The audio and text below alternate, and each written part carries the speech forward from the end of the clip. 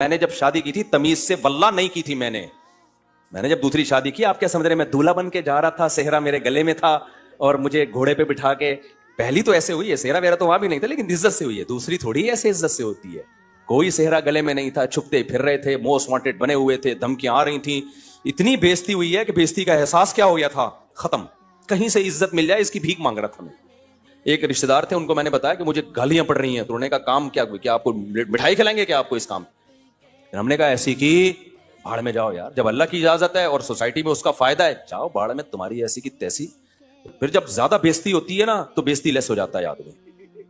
شروع میں بہت ڈپریشن میں آ جاؤں، میری نیندیں اڑی ہیں کہ میں نے کیا یار، مجھے ایسا لگ رہا تھا مجھ سے بڑا اس کائنات میں ظالم کوئی نہیں ہے، لیکن جب میں دلائل میں غور کرتا اور حالات دیکھتا میں کہتا یار بالکل ٹھیک کیا۔